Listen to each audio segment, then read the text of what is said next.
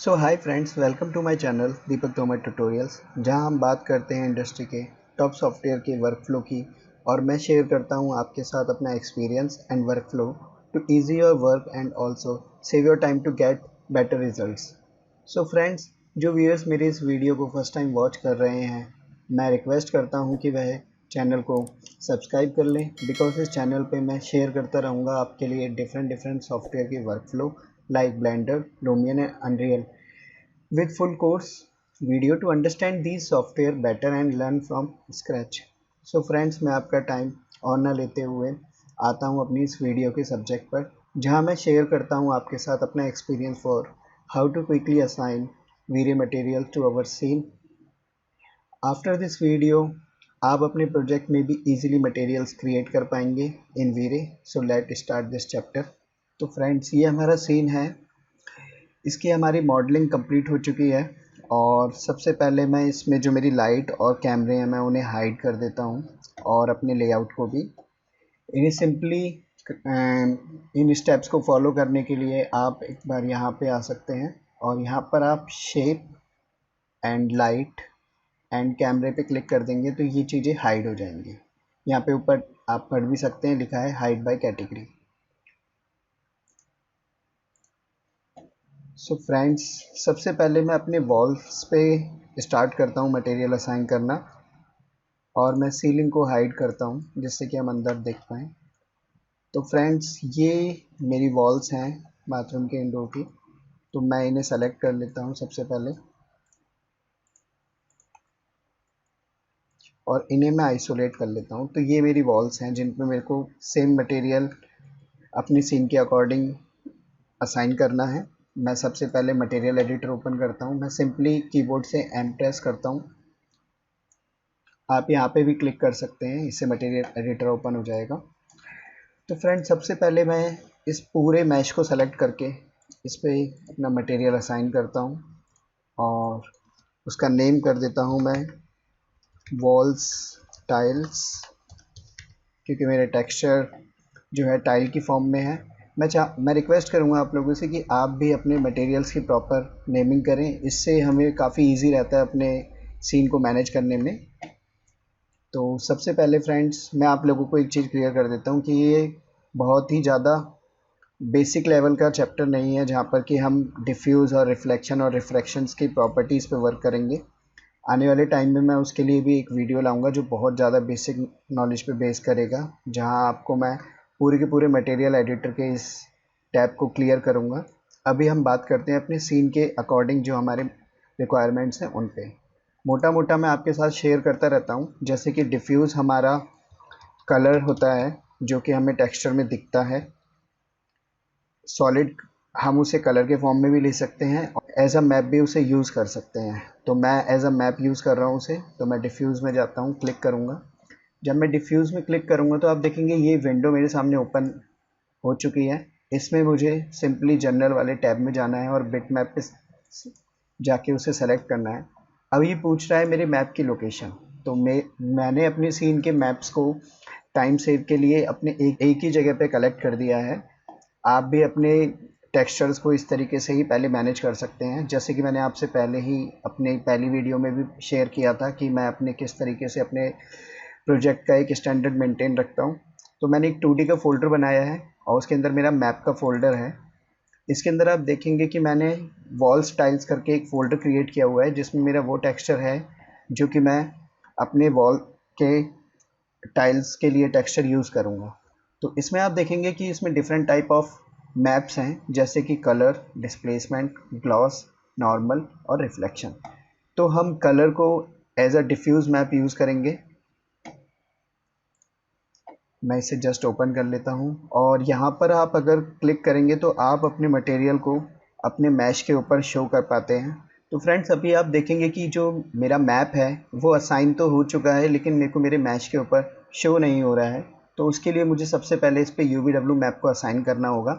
आप simply modifier वाली list में जाएंगे, और यहाँ पर आप ड्रॉप डाउन करेंगे तो आप यहाँ पे UVW मैप आपको शो होता है। आप इसे असाइन करेंगे। अभी आप देखेंगे कि इसका जो प्रोजेक्शन टाइप है वो मैपिंग जो है वो अभी प्लेनर है। हमें इसे चेंज करके बॉक्स करना है अभी हमारे सीन के लिए। तो जैसे ही मैं इसे बॉक्स करता हूँ तो आप देखेंगे कि मेरे को मेरे जो टाइल का टेक्सचर है वो पूरे में शो हो रहा है। तो मैं इसे थोड़ा सा अपने सीन के अकॉर्डिंग एडजस्ट कर लेता हूँ। तो मैं कैमरे में रहते हुए इसे इसलिए कर रहा हूँ जिससे कि मेरे को चीज़ें एकदम क्लियर रहें। तो मैं इसकी जो लेंथ है, सबसे पहले मैं इसकी हाइट पे काम करूँगा, क्योंकि मेरे को ये जो आप देख रहे हैं जो टाइल्स क्रिएट हो रही हैं वो बहुत ही स्क्वायरिश शेप में शो हो रही हैं, जबकि मेरे को ये थोड़ा सा रेक्टेंगुलर शेप चाहिए। तो मैं इसे हाइट को कम कर रहा हूँ। तो मेरे को अप्रॉक्स मैं 1850 रख लेता हूँ। और क्योंकि आप देखेंगे कि अब मैं इसकी गिज़्मो को सेलेक्ट करता हूँ। गिज़्मो को सेलेक्ट करने से आप पूरे के पूरे अपने यूवी मैप को एडजस्ट कर सकते हैं। इस पे तीनों कमांड वर्क करती हैं, स्केल, रोटेशन और मूव टूल भी। लेकिन मैं चाहूँगा कि आप यहीं से ही इन वैल्यूज़ को मैनेज करें, जिससे कि आपको याद रहे और आगे भी आप अपने मटेरियल्स को ईजीली मैनेज कर पाएँ। तो इसको मैं विड्थ को बढ़ा देता हूँ, थोड़ा सा और बढ़ाना पड़ेगा। ठीक है, मैं इसको यहाँ पे ओके, तो ये दैट्स फाइन, ये अब सेट हो गया है मेरे यहाँ पे। अब जो मेरा हाँ सॉरी, तो ये सेम वैल्यू ही मैं लेंथ में दूंगा, क्योंकि लेंथ मेरी ये है तो मेरी टाइलिंग सेम रहनी चाहिए। तो अभी 2780 है, मैं इसे तो यहाँ पर मैं मैनुअल इसे टाइप कर देता हूँ 2780। तो ये यहाँ पे भी सेट हो गया है। मैं एक बार पर्सपेक्टिव में आके आपको दिखाता हूँ। गिज़्मो को मैं छोड़ देता हूँ और ये मैंने, अब आप देखेंगे तो मेरा यहाँ पे ये मटेरियल असाइन हो चुका है और इसकी जो मैपिंग है वो भी सही आ रही है। तो अब मैं अपने मटेरियल को बनाता हूँ। तो फ्रेंड्स, इसके बाद मैं रिफ्लेक्शन के टैब में जाकर अपने रिफ्लेक्शन के मैप को प्लेस करता हूँ। तो ये मेरा रिफ्लेक्शन का मैप है। यहाँ पे मैं इसे भी एक बार शो करता हूँ अपने व्यू पोर्ट में। तो आप देखेंगे ये भी प्रॉपर वैसे ही दिख रहा है जैसे कि मेरे को कलर दिख रहा था, क्योंकि ये सेम ही टेक्सचर से बने हुए मैप्स हैं। तो यहाँ पर मैं अपनी जो रिफ्लेक्शन है उसमें दो तरीके होते हैं, या तो आप यहाँ से वैल्यू देते हैं या फिर आप मैप के थ्रू वैल्यू देते हैं। काफ़ी केसेस में हम दोनों तरफ वैल्यू देके, और यहाँ पे नीचे आप मैप की प्रॉपर्टी में देखेंगे तो यहाँ हम एडजस्ट करते हैं। इसका जो 100 लिखा हुआ है, इसको मैं थोड़ा सा आपको ब्रीफ कर देता हूँ। इस 100 का मतलब होता है कि आपने जो मैप असाइन किया है अपने मटेरियल एडिटर पे वो 100% यूज़ हो। जब मैं इसकी वैल्यू को कम करूँगा तो ये अब दोनों को मिक्स करेगा, यानी कि मेरे जो सॉलिड कलर पे जो मेरा कलर है और जो मेरा मैप है उसको। तो क्योंकि मेरे को अभी मेरे सॉलिड कलर का यूज़ नहीं करना है तो मैं इसे जस्ट 100 कर देता हूँ। तो अब मेरा जो टेक्सचर है वो ही फुली यूज़ होगा इसको सॉफ्टवेयर में एनालाइज करने के लिए। और यहाँ पे मैं अपनी ग्लॉसीनेस की जो वैल्यू है इसे 0.6 कर देता हूँ, क्योंकि मेरी साइड की वॉल्स हैं बहुत ज़्यादा रिफ्लेक्टिव नहीं होती हैं, आपने भी अपने घरों में देखी होंगी। तो ग्लॉसीनेस की वैल्यू को डाउन करने से बेसिकली ये होता है कि जो सरफेस होता है वो आपका रफ़ होने लग जाता है। तो ग्लॉसीनेस जितना ज़्यादा होगा उतना वो ज़्यादा हाईली रिफ्लेक्टेड होगा। वैसे हम इसे 1 से ऊपर नहीं कर सकते हैं। तो 1 का मतलब होता है कि आप मैक्सिमम ग्लॉस जो है मटेरियल की जो चमक है उसको ऑन कर रहे हैं। तो मैं इसे अभी 0.6 कर रहा हूँ अपनी सीन के लिए। तो मैं इसे 0.6 पे सेट कर देता हूँ। और इसके बाद आप यहाँ पर देखेंगे कि इसके बाद हमारा रिफ्रैक्शन है, क्योंकि हमें रिफ्रैक्शन की नीड नहीं है इसमें। तो इसके बाद मैं इसमें बम्प ऐड करता हूँ, जिससे कि लिटिल बिट थोड़ी डेप्थ इसके अंदर और इंक्रीज़ हो। तो मैं बम्प पे जाके बिट मैप पे, नो मैप पे जैसे ही क्लिक करता हूँ तो बिट मैप ये ओपन हो गई है। और यहाँ से मैं अपना, अब आप देखेंगे कि इसमें जो मेरा जो नॉर्मल है, और एक्चुअल में इसमें मेरे को ग्लॉस भी है, मैं ग्लॉस भी अप्लाई करता हूँ उसमें। तो नॉर्मल जो है आप देखेंगे मेरे को डिस्प्लेसमेंट का मैप एक अलग है लेकिन बम्प का मैप नहीं है। तो हम हमारे जो नॉर्मल मैप होता है उसी को एज अ बम्प यूज़ करते हैं, क्योंकि ये कलर मैप होता है, इसमें काफ़ी ज़्यादा इंफॉर्मेशन स्टोर होती है। तो अगर आपके पास दोनों ऑप्शन हो, यानी कि डिस्प्लेसमेंट और नॉर्मल का, तो मैं आपसे यही रिक्वेस्ट करूँगा कि आप नॉर्मल यूज़ करें, ये आपके रैम को काफ़ी सेव करेगा और आपके रेंडर टाइम को भी सेव करेगा। तो इसको यूज़ करने के लिए हमें सबसे पहले इसे आप क्लियर कर दें, और यहाँ पर बम पे ही आप जब क्लिक करेंगे तो आप देखेंगे कि यहाँ पर आपको अब वीरे के टैब में जाना है, और यहाँ पर आप लेंगे वीरे नॉर्मल मैप। जब भी आपको नॉर्मल मैप यूज़ करना है तो आपको हमेशा इसे असाइन करना पड़ेगा पहले अपने मटेरियल एडिटर पे। तो इसमें दो ऑप्शन है, एक नॉर्मल मैप और एक बम्प मैप। तो आप नॉर्मल पे जाएंगे, नो मैप पे क्लिक किया हमने, अब हम बिट मैप पे जाएंगे। तो मैं बिट मैप पे क्लिक करता हूँ, देन मैं अपना जो नॉर्मल मैप है उसे असाइन करता हूँ और मैं इसे एक बार शो करता हूँ अपने रिव्यू में। तो आप देखेंगे कि यहाँ पर ये शो हो रहा है और आप देखेंगे कि यहाँ पे जो लाइंस हैं वो अंदर हैं और ये मेरा ऊपर की तरफ उभार है। तो ये ही इसकी डेप्थ है जो मेरे को मेरे रेंडर में बाद में दिखेगी। तो फ्रेंड्स, यहाँ पर एक चीज़ हमारी स्किप हो गई थी, ग्लॉसीनेस का मैप है हमारे पास, मैंने पहले ध्यान नहीं दिया था।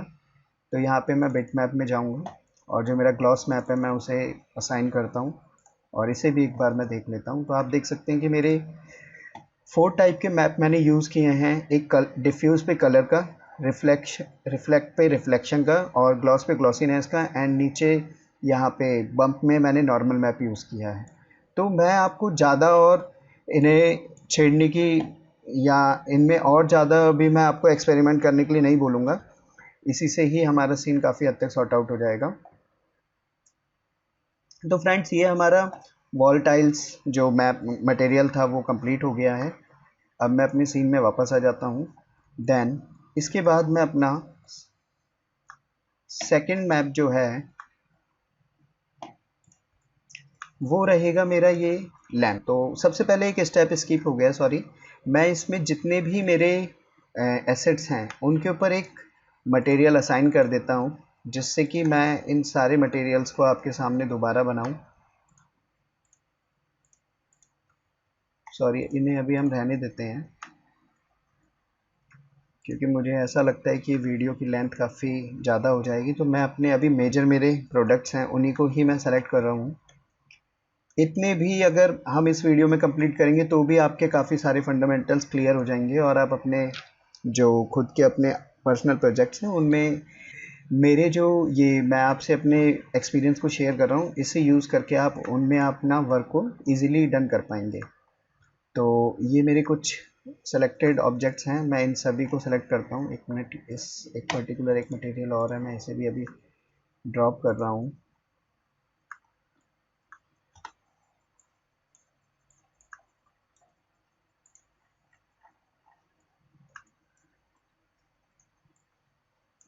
तो मैंने इन सारे ऑब्जेक्ट्स को सेलेक्ट किया और मैंने मेरा जो क्ले मटेरियल था उसी को ही असाइन कर दिया इस पूरे पे।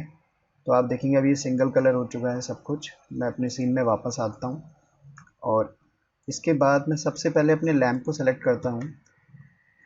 लैंप में आप देखेंगे तो ये एक सिंगल मैश में, सॉरी मैं इसे एक बार ओपन कर लेता हूँ। तो आप देखेंगे यहाँ पर एक मैश ये है जो कि मेटल स्ट्रक्चर है इसमें, और एक जो है वो मेरा इसका फ्रेम है विद एक क्लोथ या फिर जो भी इसकी कवरिंग है उसके साथ। तो मैं इसे पहले ओके क्लैप्स कर देता हूँ। अब इसके बाद मैं सबसे पहले इसमें देखता हूँ तो मेरे को दो मटेरियल इस पर असाइन करने हैं। तो आप इसके लिए एक सिंपल स्टेप कर सकते हैं कि सबसे पहले मैं एक मटेरियल क्रिएट करता हूँ जिसका नाम है लैम्प, और इसमें मैं अपने जनरल में जाकर मल्टी सब्जेक्ट जो मेरा मटेरियल है उसे लेता हूँ। तो ये मेरे से पूछ रहा है कि ओल्ड मटेरियल को रखना है, तो मैं इसको बोलता हूँ यस। तो यहाँ पर हमारे जो है यहाँ पे 10 मटेरियल्स हम एक बारी में असाइन कर सकते हैं। अभी इनकी क्वांटिटी बढ़ भी जाती है लेकिन अभी मेरे को सिर्फ 2 की ज़रूरत है, तो मैं इन्हें 2 कर देता हूँ। और यहाँ पर मैं इसे एक बार कॉपी भी कर देता हूँ। कॉपी करके मैं इसका नाम चेंज कर देता हूँ, लैम्प फ्रेम मैं इसका नाम कर देता हूँ, और इस ऊपर वाले का मैं लैम्प ट्रांसलूसेंट कर देता हूँ। नेमिंग बहुत ही नेसेसरी पार्ट है टेक्सचरिंग का, सो प्लीज़ आप इसे अपने माइंड में रखें और इसी तरीके से काम को करें। तो अभी मैं आपको एक जनरल वे में बता रहा हूँ कि इसे मैं अभी कर देता हूँ रेड। मुझे इन बेसिक्स को भी क्लियर करना बहुत ज़रूरी है। जिससे कि जो व्यूअर्स को इनकी नॉलेज ना हो वो भी इसे समझ पाएँ। तो आप देखेंगे कि अभी मैं इस पे अपना मटेरियल असाइन करता हूँ, तो आप देखेंगे कि जो मेरा 1 था वो मेरा इस पे अप्लाई हो गया है और जो 2 था मेरा इस पे अप्लाई हो गया है। तो ये हुआ इसलिए है, अगर मैं इसे हल्का सा आपको ब्रीफ करूँ, तो आप जाएंगे हमारे पॉलीगन मोड पे, बाहर क्लिक कर देते हैं एक बार हम। तो आप जैसे ही इस फेस को सेलेक्ट करते हैं, आप थोड़ा सा नीचे आएंगे, एडिट ज्योमेट्री को बंद करते हैं हम। हाँ, तो इसमें आप देखेंगे जो पॉलीगन मटेरियल आईडी है वहाँ पर आप देखेंगे अभी 1 लिखा है, और जब मैं ऊपर क्लिक करता हूँ तो यहाँ पे 2 लिखा है। तो ये बेसिकली आईडीज़ हैं जो हमारे मैश पे हम अप्लाई करते हैं उसको एक वैल्यू असाइन करने के लिए। तो ये ही फ़र्क है कि जो 2 है वो हमारा ब्लू है, क्योंकि यहाँ पर भी आप देखेंगे 2 है वो, और जो हमारा रेड है क्योंकि वो वहाँ पर 1 है, तो हमें यहाँ पर ये 1 ही शो, 1 पे ही असाइन जो हमारा मटेरियल है वो है। आप इन्हें आपस में, मैं इससे बाहर आ जाता हूँ, आपस में आप इन्हें स्वैप भी कर सकते हैं, तो आप देखेंगे कि ये स्वैप हो जाते हैं। तो ये बस थोड़ा सा मैं आपको इसका बेसिक बता रहा था, जिससे कि आप थोड़ा समझ पाएँ ऐसा क्यों हो रहा है। अब जो हमारा ट्रांसलूसेंट मटेरियल है मैं उसे मेक कर लेता हूँ। तो ट्रांसलूसेंट मटेरियल के लिए मेरा जो डिफ्यूज़ है वो वाइट होगा। मैं वाइट में थोड़ा सा इसको ना कर लेता हूँ, और मेरा जो रिफ्लेक्शन है, हल्का सा रिफ्लेक्शन रहेगा मेरे इस मटेरियल में, थोड़ा सा लिटिल बिट। और जो मेरी ग्लॉसीनेस है, क्योंकि ये एक फैब्रिक, या फिर आप माने इसको एक फ्रॉस्टेड ग्लास की तरीके से है, तो ये रिफ्लेक्टिव ज़्यादा नहीं होगा। तो यहाँ पे मैं इसे 0.73 कर लेता हूँ, और ये मेरा मटेरियल तो असाइन है ही। देन इसके बाद मैं इसके, अभी आप देखेंगे तो जो मेरे सब डिविजन्स हैं वो मैं वैल्यू जो है एडिट नहीं कर सकता हूँ। तो इस वैल्यू को एडिट करने के लिए हमें एक ऑप्शन को अनेबल करना पड़ेगा हमारे रेंडर सेटिंग में। मैं यहाँ पे रेंडर सेटिंग में जा रहा हूँ, और यहाँ पे वीरे के टैब में आएंगे हम, और यहाँ पर आप आएंगे ग्लोबल डीएमसी में, और यहाँ पर आप देखेंगे कि यहाँ पे लिखा हुआ है ये ऑटो बैकअप स्टार्ट हो गया था, यूज़ लोकल सब डिवीज़न। जैसे ही मैं इसे ऑन कर रहा हूँ, देखिए अभी ये ऑफ़ है, आप यहाँ पे देखिएगा, और अभी देखिए ये ऑन हो गया है। तो ये एक सिंपल सा स्टेप है। पहले जो हमारे ओल्डर वर्जन्स थे उसमें ये बाय डिफ़ॉल्ट ऑन होता था, ये बाद में जब अपडेट आए हैं वीरे में उसमें उन्होंने ये ऑप्शनल कर दिया है। तो मैं इसे अभी मैंने इसे ऑन कर लिया है, मैं इसे ऑफ़ करता हूँ। तो इसके बाद अभी हम आगे बढ़ते हैं, और यहाँ पर हम सब डिवीज़न में इसको 20 कर लेते हैं। देखिए सब डिवीज़न जो वैल्यू होती है वो बेसिकली मटेरियल की जो स्ट्रेंथ होती है उसको इन्हेंस करने में काम आता है, पर ये आपका साथ के साथ रेंडर टाइम भी बढ़ाता है। तो कीप इन माइंड कि आप इसको एक लिमिट में ही और अकॉर्डिंग योर सीन ही इसको एडजस्ट करें। अगर ये ज़्यादा ही प्राइम आपका ऑब्जेक्ट है जो आपके एकदम ज़्यादा फोकस में है, तो मैं आपको एडवाइस करूँगा कि आप इसके सब डिवीज़न 64 टू 128 भी करें, अगर वो बहुत ही हाईली रिफ्लेक्टिव और बहुत ज़्यादा ही प्रीमियम अगर आप कुछ दिखाना चाहते हैं। नहीं तो एक स्टैंडर्ड वैल्यू 32, 36, 48 तक मैक्स आप जाइए, उससे ऊपर मत जाइए, वो रेंडर टाइम आपका बहुत ज़्यादा गेन हो जाएगा उसमें। 64 लास्ट बताऊंगा मैं। देन इसके बाद आप एक काम ये करेंगे कि इसमें जो हमारा अब ये ब्लू पार्ट है जो कि मेरा फ्रेम है, इसको मुझे सिंपली वाइट कलर करना है। मेरे को इसमें और कुछ ज़्यादा करने की ज़रूरत नहीं है, तो मैं इसको वाइट करता हूँ। तो वाइट करने के लिए मैं इसकी जो वैल्यू है इसको भी ब्लैक कर देता हूँ इतना, ठीक है। तो ये मेरा ये सेट हो गया है, इसमें मेरे को रिफ्लेक्शन की नीड नहीं है। तो आप देखेंगे मेरा ये तैयार हो गया है। अब इसके बाद हम आते हैं मेरे दूसरे शेडर की तरफ, जो कि मेरे मेटल है, जो कि मेरे इस लैम्प का ही पार्ट है जो इसे होल्ड कर रहा है।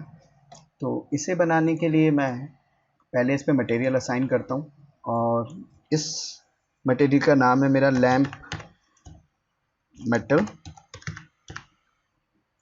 तो मैं इसे असाइन कर चुका हूँ। तो इसको बनाने के लिए मैं, देखिए जो भी हाईली रिफ्लेक्टिव मटेरियल्स होते हैं उनका जो डिफ्यूज़ होता है वो ज़ीरो होता है, और उसमें जो रिफ्लेक्शन होता है वो हमेशा फुल होता है। कि डिपेंड करता है कि वो मटेरियल क्या है। अगर क्रोम है तो फुल होगा, अगर कोई और मेटल है जिसमें चमक कम होती है या पॉलिश मटेरियल्स हैं तो हम उसको अकॉर्डिंग उसके करते हैं। तो ये मेरा थोड़ा पॉलिश मटेरियल है, तो मैं इसको थोड़ा सा 180 170 के इसमें ही रेंज में रखूँगा। देन इसके बाद जो मेरा ग्लॉसीनेस है उसको भी मैं ज़्यादा डाउन नहीं करूँगा। तो यहाँ पे मैंने 0.6 किया है। आप एक बार यहाँ पे ऑन कर लें तो आप इसे देख पाएंगे कि ये रिफ्लेक्टिव मटेरियल है। इसे एक बार हम देख लेते हैं, देख सकते हैं आप कि हाईली रिफ्लेक्टिव ये शो हो रहा है हमें। देन इसके बाद आप इसके जो सब डिविजन्स हैं वो भी हम थोड़े से इंक्रीज कर लेते हैं। इसको मैंने 16 कर लिया क्योंकि मेरा ग्लॉसीनेस अभी बहुत ज़्यादा डाउन नहीं किया है। मैं आपको एक चीज़ क्लियर कर रहा हूँ कि अगर आपका ग्लॉसीनेस डाउन जाएगा तो आपको ज़रूरत पड़ेगी कि अपने सब डिविजन्स को आप इंक्रीज़ करें उसकी उस क्वालिटी को बनने के लिए। तो क्योंकि ये ज़्यादा डाउन नहीं कर रहे हैं तो हमारा 16 भी इनफ रहेगा अभी। पर अगर आप इसे वैल्यू को डाउन करेंगे तो आपको ये बढ़ाने पड़ेंगे जिससे कि आपको क्वालिटी अचीव हो पाए। तो ये हमारा जो मेटल वाला है ये हमारा तैयार हो गया है। इसमें एक चीज़ और अभी हम कर लेते हैं। देखिए अगर आप रियल लाइफ जो आपके मटेरियल्स होते हैं, शेडर्स होते हैं, उन्हें देखेंगे तो उनमें ना एकदम परफेक्शन नहीं होता है, थोड़ा सा उनमें कुछ ना कुछ इम्परफेक्शन होती हैं, कुछ ना कुछ चीज़ें होती हैं। तो मैं अभी मैप के थ्रू उनकी डिटेलिंग में नहीं जाऊंगा। मैं कोशिश करूंगा कि आगे जो मेरे और भी मटेरियल्स हैं उनमें दिखाऊं। पर यहाँ पे मैं एक और डिफरेंट टाइप आपको बताता हूँ जिससे कि आप जो जो उनके अंदर एक इम्परफेक्शन होता है वो हम कैसे अपने में ऐड कर सकते हैं। तो इसके लिए एक सबसे अच्छा ऑप्शन होता है मेटल्स के लिए, वो होता है BRDF कर्व में। इसमें आपको सिंपली आप इसमें एनिसोपी, और ये मैं वैल्यू आपका सेट करता हूँ -0.6। तो आप देखेंगे, ये देखेंगे यहाँ पर जो ये चीज़ थी अभी अगर मैं इसे ज़ीरो करता हूँ, ये देखिए एकदम राउंड थी। जैसे ही मैं इस वैल्यू को बढ़ाता हूँ ये खिंच जाती है। अब देखेंगे आप, अभी मैंने इसे प्लस किया है तो ये एक्स एक्सिस की ओर आपका फैलाव आया है, और जब आप इसे माइनस में सॉरी जी एक्सिस में, और जब आप इसे माइनस करते हैं तो ये हाइट में फ़र्क दिखा रहा है। तो मुझे हाइट में चाहिए तो मैं इसे हाइट में कर रहा हूँ। मुझे ये इफ़ेक्ट इस तरीके से चाहिए। और इसमें आप अगर देखेंगे तो ये अब एक इसके अंदर एक इम्परफेक्शन ऐड हो गई है जो कि हमें हमारे सीन में चाहिए। तो ये मेरा यहाँ पर ये कंप्लीट होता है। तो ये मेरा मटेरियल जो है ये कंप्लीट होता है, और यहाँ पर आप इसको क्लोज़ कर दीजिए। तो ये मेरा जो लैंप है वो बन गया है, लैंप का मटेरियल। अब मैं सेकंड अपने ऑब्जेक्ट पे आता हूँ जो कि मिरर है। मैं मेरे एक एक करके ऑब्जेक्ट को इसलिए आइसोलेट कर रहा हूँ जिससे कि कोई कन्फ्यूज़न ना हो। इसमें भी आप एक सिंपल चीज़ कर सकते हैं, इसकी शेप ठीक है, थोड़ा सा इसको शेप को हल्का सा ठीक कर लेते हैं। सॉरी, ऑटो सेव की तरफ जा रहा है।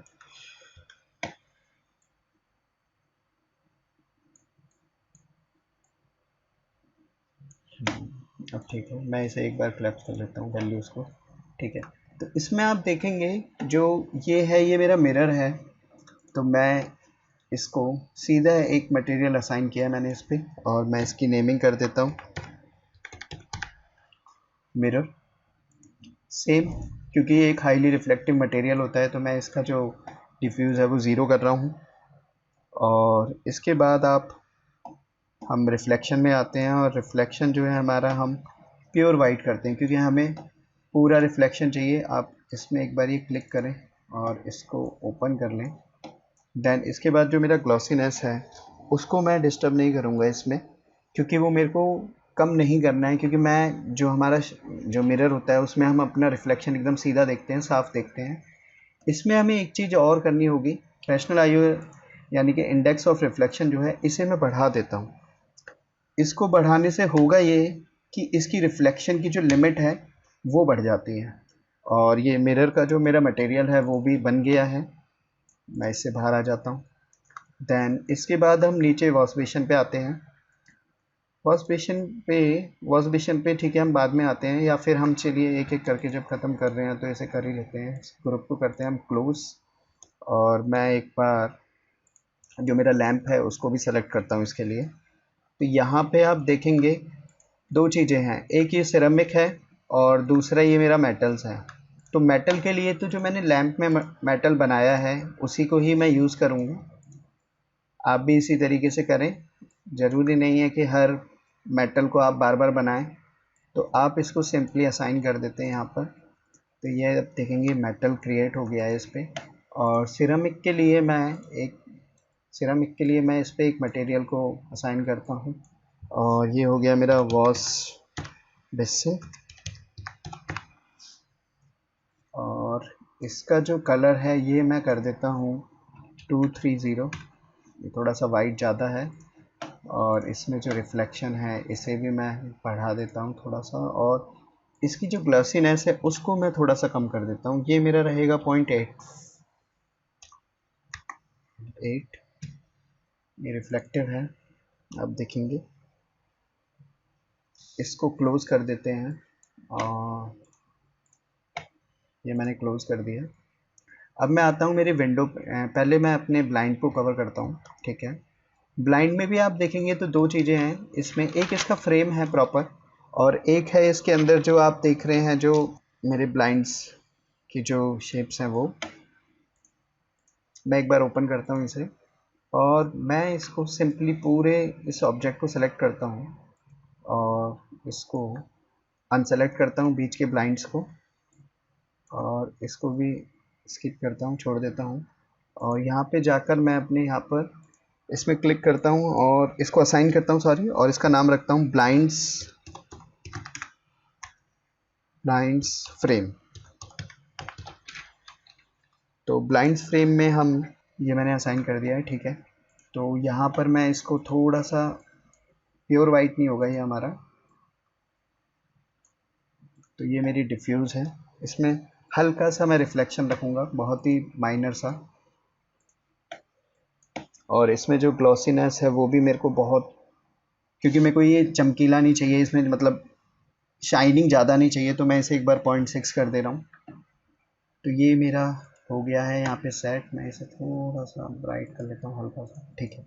तो देन इसके बाद हम जाते हैं अपने ब्लाइंड्स की तरफ। तो ब्लाइंड्स के लिए मैं एक बार इन्वर्ट सिलेक्शन कर लेता हूँ सीधा। तो आप देखेंगे बाकी का सब कुछ ब्लाइंड सेलेक्ट हो गए हैं।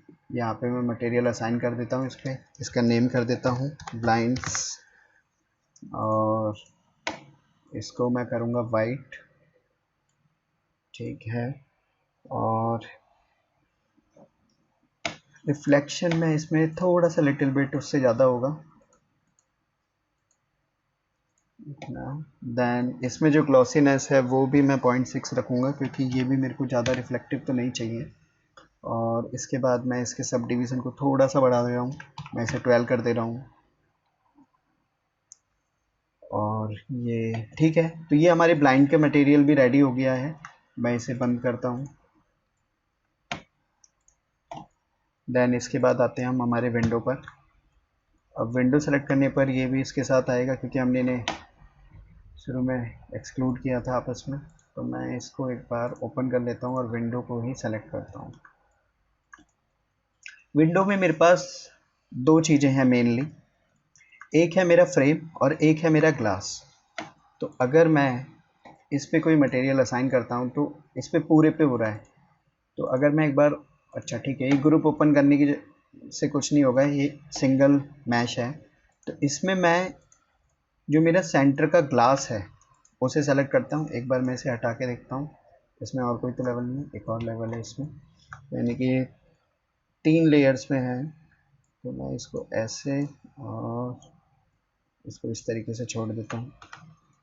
अब मैं इसे एक बार हटा के देखता हूँ तो आप देखेंगे ये हट गया है पूरी तरीके से। और यहाँ पर आप देखेंगे तो आपके पास जो ग्लास हैं उसमें हमारे पास कितने वेरिएशन है। मैं एक बार इसको और देखता हूँ। अच्छा, ये इसका फ्रेम का ही पार्ट है, सॉरी। तो मिनट,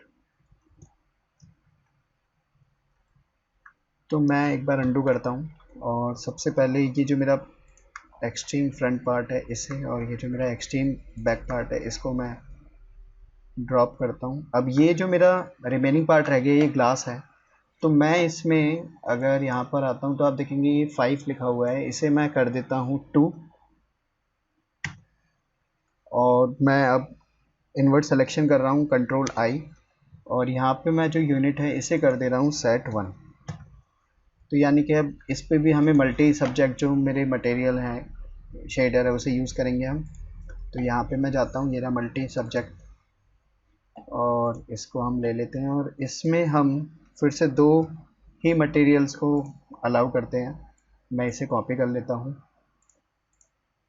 और क्योंकि मेरा 2 ग्लास है तो मैं पहले फ्रेम के कलर को डिसाइड कर लेता हूँ। तो फ्रेम के लिए मैं जो मेरा वाइट की वैल्यू है उसको थोड़ा सा बढ़ा लेता हूँ। देखिए आपको कितना भी वाइट कोई भी ऑब्जेक्ट चाहिए हो, पर आप उसे प्योर वाइट पाने के चक्कर में 255 कभी मत कीजिएगा। आप 250 से ऊपर मत जाइएगा, ये मेरी पर्सनल एडवाइस रहेगी आपसे, क्योंकि ये जो एल्बिडो होता है उसकी नॉलेज अभी मैं आपको इसमें अगर स्टार्ट करूँगा तो ये लेंथी हो जाएगी थोड़ी सी, इसका मैं अलग से ले आऊँगा। जो कि एल्बिडो है, एल्बिडो बेसिकली वैल्यू है वाइट और ब्लैक के बीच की, उसे समझना भी बहुत ज़रूरी है रियल लाइफ के लिए। तो अभी मैं उसे स्किप कर रहा हूँ, लेकिन मैं आपको एक एडवाइस कर रहा हूँ कि आप कभी भी 250 के बियॉन्ड मत जाइए, उससे आगे मत जाइए। वो आपका रेंडर टाइम और आपके जो शेडर्स हैं उसकी स्ट्रेंथ पे फ़र्क डालेंगे। तो यहाँ पे मैंने ये डिफ्यूज़ सेट कर दिया है इसका, मेरे को इसमें हल्का सा रिफ्लेक्शन चाहिए, तो रिफ्लेक्शन के लिए वाइट की वैल्यू बढ़ाता हूँ। तो ये मेरा वाइट हो गया है। ग्लॉसीनेस मेरे को सेम वही कि ज़्यादा चमकनी चाहिए, तो मैं इसे 0.6 ही कर रहा हूँ। एक बार देख लेते हैं इसको, थोड़ा सा स्पेकुलेटिव ज़्यादा है इसमें, तो इसको एक बार मैं 0.78 कर लेता हूँ। अभी ठीक है, इसमें स्ट्रेंथ ज़्यादा आ रही है तो इसे 0.8 कर लेते हैं। ओके, तो ये 0.8 में बेटर है मेरे को। तो ये मेरा बन गया है यहाँ पे इसका फ्रेम का मटेरियल। अब मैं बैक जाता हूँ और इसमें जो मेरा सेकंड ऑप्शन पे जो है वो मेरा ग्लास मटेरियल, तो सेम ग्लास के लिए मैं फिर से वही, हम इसे ब्लैक करेंगे और इसमें हम रिफ्लेक्शन ऐड करते हैं।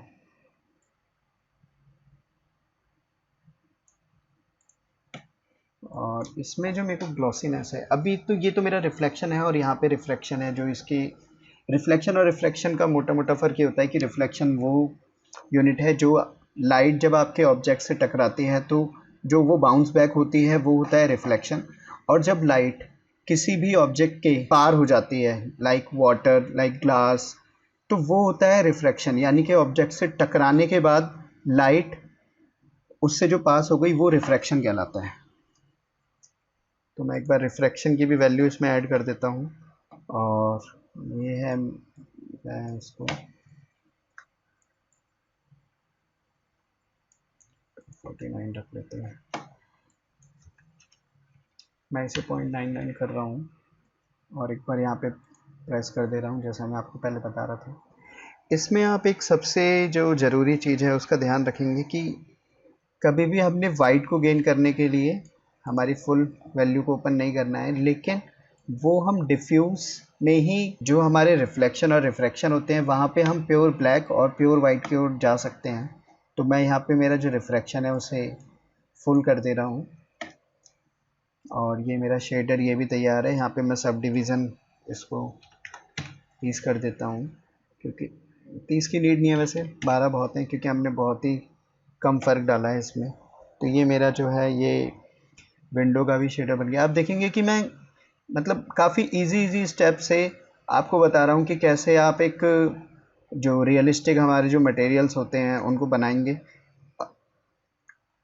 और आप देखिएगा इन्हीं मटेरियल से ही हमारा आउटपुट आएगा जो कि बहुत अच्छा लगेगा हमें, और आपको भी आपके अपने जो आपके पर्सनल प्रोजेक्ट्स हैं या जो ऑफिस वर्क होते हैं उसमें आप जब इन्हीं टर्म्स को यूज़ करेंगे तो आप देखेंगे कि काफ़ी ज़्यादा आउटपुट अच्छा आ रहा है और इसमें टाइम भी बहुत सेव हो रहा है। जब हम अननेसेसरी मैप्स यूज़ करते हैं तो वो हमारे रेंडर टाइम और हमारे रैम को बहुत ज़्यादा यूटिलाइज़ करते हैं। तो मैं जो मेरे वॉशबेसिन का मटेरियल था उसी को ही मैं यूज़ करूँगा अपने कबोर्ड के लिए।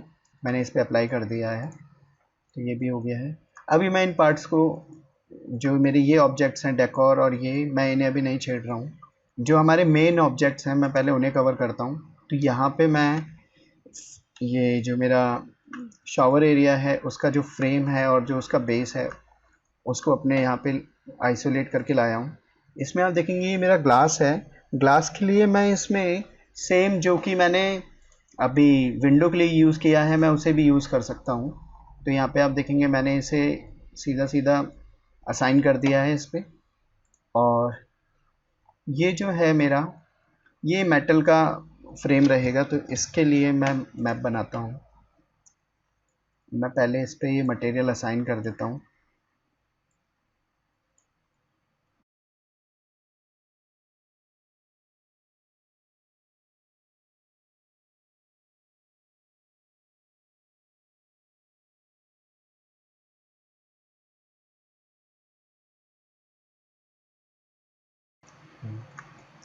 तो ये मेरा फ्रेम है। फ्रेम क्योंकि मेरा वाइट कलर का ही मुझे रखना है,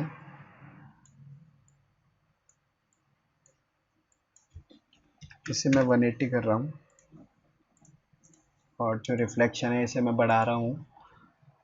और रिफ्लेक्शन के साथ इसकी वाइट को थोड़ा सा हम स्ट्रेंथ देते हैं। अभी थोड़ा सा वाइट क्यों ले जाते हैं।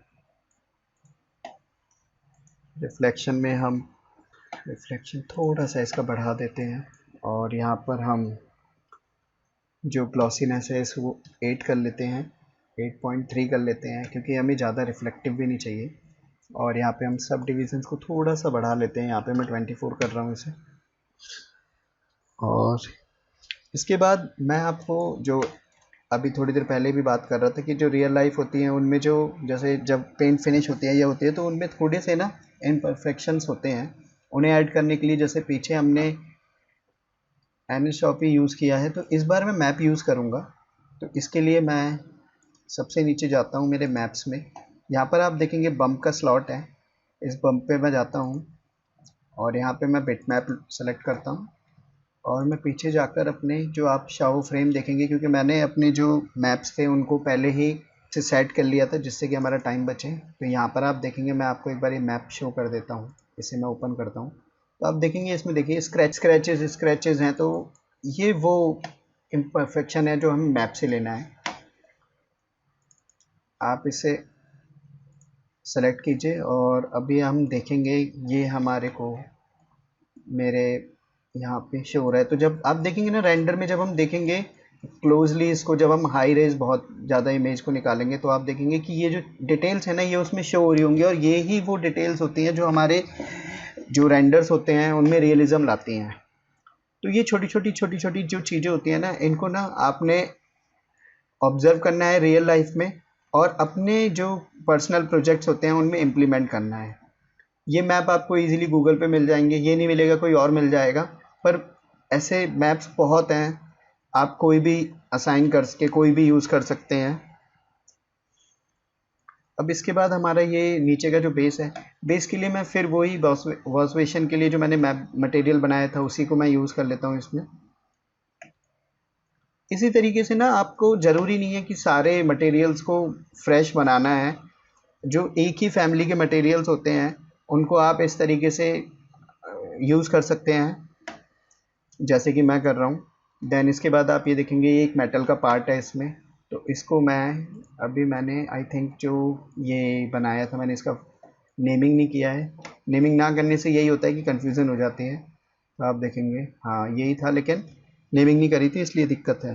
तो मैं इसकी नेमिंग करता हूँ शॉवर फ्रेम। तो अब मैं इसी को ही अपने इसमें भी यूज़ कर लेता हूँ।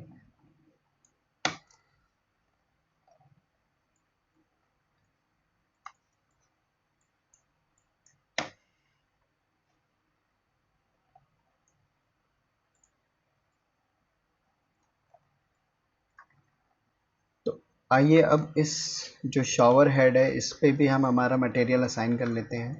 तो आप देखेंगे इसमें बड़ी इंटरेस्टिंग एक बात है कि ये जो मेरा शॉवर हेड है इसमें मेरे पास 4 तरीके के अलग अलग डिफरेंट शेडर्स यूज़ हो रहे हैं। जैसे कि आप देखेंगे ये मेरा पूरा मेटल स्ट्रक्चर है जिसे मैं क्रोम फिनिश रखूँगा, और ये जो आप आउटर इसका पार्ट देख रहे हैं हेडर का, ये मेरा ग्लास मटेरियल रहेगा, और ये जो मेरा सेंटर पार्ट है ये मेरा ब्लैक रहेगा प्लास्टिक, और ये जो आप नोजल्स देख रहे हैं ये प्लास्टिक या रबर दोनों में से किसी भी फॉर्म में ले सकते हैं हम।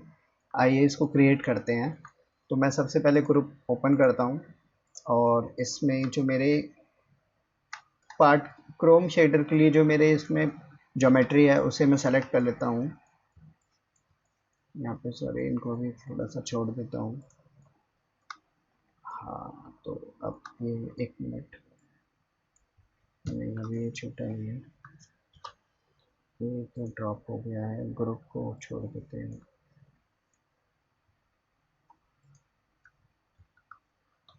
तो हाँ, ये मेरा मेरा इस पे मैं अपना क्रोम का जो मेरा शेडर है उसके लिए मैं नेमिंग कर चुका हूँ क्रोम, और इसे मैं असाइन कर देता हूँ इस पे।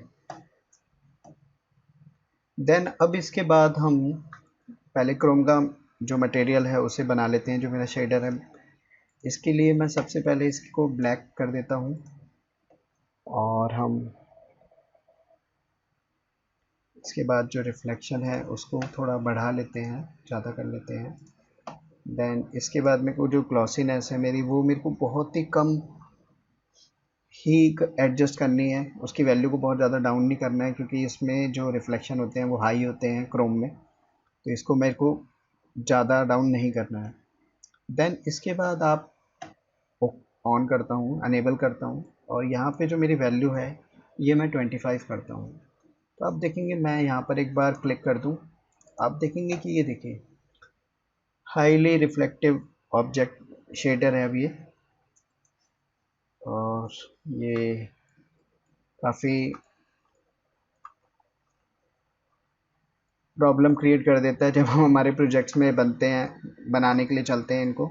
और इसमें मैं एक एडवाइस और करूँगा कि हम मैप में जाकर एक बार इस पर जो हमारा बम्प में हमने जो शेड जो मैप यूज़ किया था अपने मेटल के लिए, वो एक बार हम इस पर भी यूज़ कर लें तो आप देखेंगे कि काफ़ी अच्छा रिज़ल्ट आएगा इससे। ये ऑटो सेव पे चले गया है, एक बार होने देते हैं, काफ़ी देर से हमने फाइल सेव भी नहीं करी है।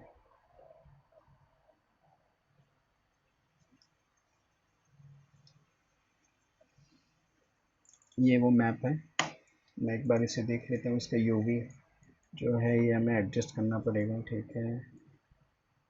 यहाँ से भी मैं रोटेट करके कर सकता हूँ 180, सॉरी 90, नहीं यहाँ से बात नहीं बनेगी।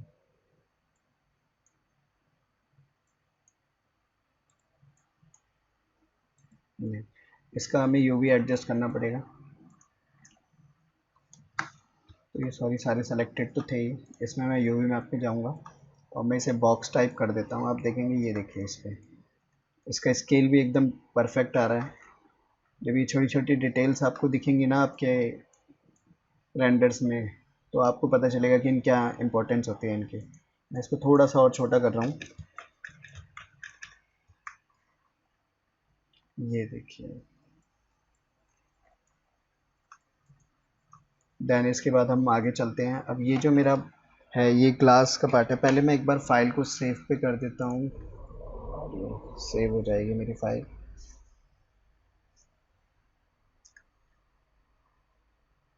तो इसके जो ट्रांसपेरेंट पार्ट है उस पर अभी हम काम करते हैं। तो इसके लिए मैं इस पर मटेरियल असाइन कर देता हूँ, और इसका मैं नाम कर देता हूँ शो ट्रांसपेरेंट। और इसका जो कलर है ये मैं वाइट की ओर ले जाता हूँ, ये मेरा इतना ठीक है अभी। और इसमें जो मेरा रिफ्लेक्शन है उसको भी मैं बढ़ा देता हूँ, यहाँ पे हम फुल यूज़ करेंगे। और इसका जो ग्लॉसीनेस है वो हम लिटिल बिट थोड़ा सा डाउन ले जाते हैं, 0.97 लगभग। और इसमें जो मैक्स डेप्थ है ये हमें इंक्रीज़ करनी पड़ेगी, क्योंकि ये एक ग्लास ऑब्जेक्ट है और हम इसमें सी थ्रू कर रहे हैं। तो ये जो मैक्स डेप्थ होता है ये इसकी डिटेलिंग को इन्हेंस करता है। इसको बहुत ज़्यादा भी नहीं करना है, ये आपका रेंडर टाइम बढ़ाता है। तो क्योंकि ये मेरी विजिबिलिटी में उतना ज़्यादा नहीं आ रहा है तो मेरे को इसकी वैल्यू इतने रखने से काम चल जाएगा। आपको भी ऐसे ही जज करना पड़ेगा, या अपने जब आप रिव्यू रेंडर्स देखेंगे मटेरियल्स के साथ तो वहाँ हमें और ज़्यादा अच्छे से पता चलेगा कि इनकी वैल्यूज़ में हमें थोड़ा बहुत और चेंज जो करना है वो वहीं पे हम जज कर पाएंगे। देन इसके बाद हम जो इसका जो फ्रेशनल है उसको भी एडजस्ट कर लेते हैं, थोड़ा सा इसे बढ़ा लेते हैं स्टैंडर्ड से हल्का सा। इसको मैं एक बार अलग से ओपन कर लेता हूँ, ठीक है। देन अब क्योंकि ये ग्लास है तो हमें इसके अंदर रिफ्रैक्शन को ऐड करना है, तो मैं इस वैल्यू को भी बढ़ाता हूँ और यहाँ पर एक बार क्लिक कर देता हूँ जिससे कि आप इसके अंदर देख पाएँ जो इसकी सी थ्रू है। तो यहाँ पे भी जो मेरा ग्लॉसीनेस है, क्योंकि वो फुल एकदम सी थ्रू नहीं है तो इसको मैं थोड़ा सा ग्लॉसीनेस को बढ़ा देता हूँ। और इसके बाद जो मेरा मेन है वो होता है IOR। तो IOR वैल्यूज़ को आप रीड आउट भी कर सकते हैं गूगल पे जाके। IOR वैल्यूज़ हर जितने भी रियल जो हमारे शेडर्स हैं वो अलग अलग होते हैं। जैसे वाटर है वो 1.33 है, और सबसे ज़्यादा जो IOR है वो डायमंड का होता है। तो इस तरीके की आपको थोड़ा सा बेसिक नॉलेज नेट से भी गेन करनी पड़ेगी, और प्रैक्टिस के साथ आपको हो जाता है। कभी कभी ऐसा भी होता है कि फ्रैक्शनल वैल्यूज़ जो दी हुई हैं जो कि फ़िज़िक्स है उसके हिसाब से वो है जो उन्होंने दी हुई है अपने, उनसे हमारा काम नहीं बनता है तो हम उन्हें थोड़ा बहुत चेंज करते रहते हैं। तो आप एकदम स्टिक ना हो जाए उन वैल्यूज़ के ऊपर, आपको अपने सीन के अकॉर्डिंग और सिनेरियो के अकॉर्डिंग उनको थोड़ा बहुत चेंज करना पड़ता है। तो यहाँ पर मैं थोड़ा सा इसको बढ़ा रहा था फ्रैक्शनल को, ये मेरा सेट हो गया है यहाँ पर। और जो IOR मेरा यहाँ पर है वो भी मैं इस IOR को ही मैं सेट कर रहा हूँ। तो इसको मैं 1.4, एक मिनट देखें ज़रा, नहीं इसको थोड़ा सा हमें और बढ़ाने की नीड है अभी। अगर मैं इसे 1.5 कर देता हूँ, ये ठीक है। बाकी हम थोड़ा सा रेंडर में जब प्रीव्यू रेंडर देखेंगे तब भी इन चीज़ों को थोड़ा सा एडजस्ट कर सकते हैं। और मैं इसके सब डिविजन्स को थोड़ा बढ़ा देता हूँ, यहाँ पे मैं इन्हें 20 कर देता हूँ, और क्योंकि मैंने यहाँ पे भी डाउन किया है तो मैं इसे भी 20 कर दे रहा हूँ। देखिए इनको ना सब डिविजन्स को मतलब क्वालिटी के चक्कर में आपने बहुत ज़्यादा नहीं गेन करना है। मैं अपने फाइनल रेंडर सेटिंग्स में बताऊंगा कि किस तरीके से हम सेटिंग्स करके हमारे फाइनल रेंडर के लिए इन सारी चीज़ों को बैलेंस करेंगे। तो यहाँ पर अभी अगर हम देखें तो जो मेरा ग्लास है वो बन चुका है, लेकिन अभी क्या है कि आप देखेंगे तो ये एकदम ना वाइट है। मतलब मैं इसे ना एक हल्का टिंट देना चाहता हूँ, जैसे कि आप देखते हैं कि आपके जो एक्रेलिक ग्लास होते हैं उनमें होता है ना, उसी तरीके से। तो इसके लिए, और क्योंकि मेरे को आपको ये सारी चीज़ें थोड़ा थोड़ा क्लियर करनी है तो मैं इन्हें भी थोड़ा अपने सिनेरियो में ऐड करना चाहूँगा। तो यहाँ पर आप देखेंगे फॉग कलर होता है। फॉग कलर बेसिकली हमारा ना टेंट के लिए ही यूज़ होता है, और इसका जो मेन यूज़ है वो ये होता है कि ये आपके ना जो ट्रांसपेरेंट जो ऑब्जेक्ट्स होते हैं उनकी जो थिकनेस होती है ना उस पर वर्क करता है। कि जैसे जैसे थिकनेस बढ़ती चली जाएगी, अगर मानिए ये कोई टेपर ऑब्जेक्ट होता तो वहाँ पर ये बहुत ज़्यादा अच्छे से अपना रोल प्ले करता है, लेकिन मैं फिर भी आपको बता देता हूँ कि इसको कैसे यूज़ करेंगे। तो यहाँ पे मैं थोड़ा सा फॉग कलर एडजस्ट कर लेता हूँ, एक बार सेट कर लेता हूँ हल्का सा, बहुत ही हल्का सा। इसमें थोड़ा सा ग्रीनिश टिंट देता हूँ मैं। तो इसके लिए मैं इसको थोड़ा सा एडजस्ट कर लेता हूँ यहाँ पे इस ब्लू के थोड़ा सा कम, और यहाँ पर इसको मैं, यहाँ पर आप देख सकते हैं, आप अपने कलर को यहाँ पे देख सकते हैं। अभी ये काफ़ी लाइट है, मेरे को थोड़ा सा इसे डार्क शेड में चाहिए।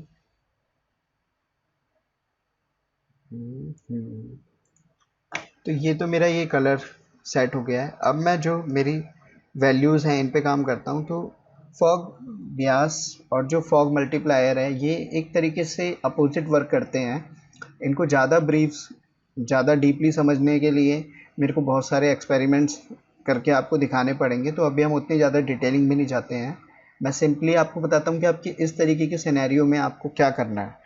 तो इसमें हम फॉग वायुस की जो वैल्यू है उसे हम 2 सेट कर देते हैं। अभी आप यहाँ पे देख सकते हैं चेंजेस जो हो भी रहे हैं।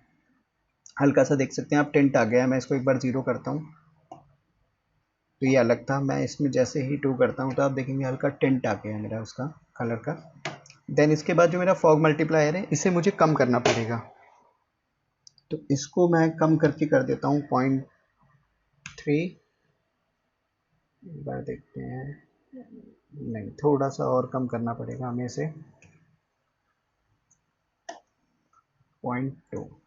ठीक है, अभी आप देखेंगे कि जो शेडर्स हैं मैं उन्हें बनाते वक्त इन्हें चेक नहीं कर रहा हूँ अभी तुरंत के तुरंत कि ये लग कैसे रहे हैं, क्योंकि मुझे अपने एक्सपीरियंस से जो पता है मैं वो प्रॉपर्टीज़ और उनको यूज़ कर रहा हूँ। बाकी जब हम रेंडरिंग में एक बार देखेंगे इसको तो भी हम इन सारी चीज़ों को थोड़ा थोड़ा सा एडजस्ट कर कर पाएंगे। लेकिन जहाँ तक मेरा अपना एक्सपीरियंस है इन चीज़ों को लेकर, तो मैं ये कह सकता हूँ कि काफ़ी क्लोज हम इन चीज़ों को गेन करेंगे और फिर इसके बाद हमें बहुत ही कम चेंजेस करने पड़ेंगे। आप जैसे मैंने क्रोम का मटेरियल बनाया है तो मैं एज इट इज़ आपसे कह सकता हूँ कि आप इन वैल्यूज़ को अपने प्रोजेक्ट में रखिए और आप देखेंगे कि आपके क्रोम का भी आउटपुट वैसा ही आ रहा है जैसा मेरे क्रोम का आएगा। तो ये कुछ चीज़ें हैं, देखिए आपके पास हर टाइम इतना टाइम नहीं होता है कि आप इनको बैठ के इन पे काम करने लग जाएं और आप इन शेडर्स को हर सीन में बनाने लग जाएं। थोड़ा बहुत चेंज करना पड़ता है अकॉर्डिंग टू सिनेरियो लाइटिंग, पर एक स्टैंडर्ड है इनका भी जो आप सीधा सीधा यूज़ कर सकते हैं। देन अब इसके बाद हमारा जो ये इसमें जो नोजल्स हैं वो रह गए हैं, तो इसके लिए मैं एक मटेरियल इसमें असाइन कर देता हूँ और यहाँ पे मैं लिख देता हूँ शॉवर नोज और ये मैंने असाइन कर दिया है। तो इसके लिए अभी हम इनको थोड़ा सा हम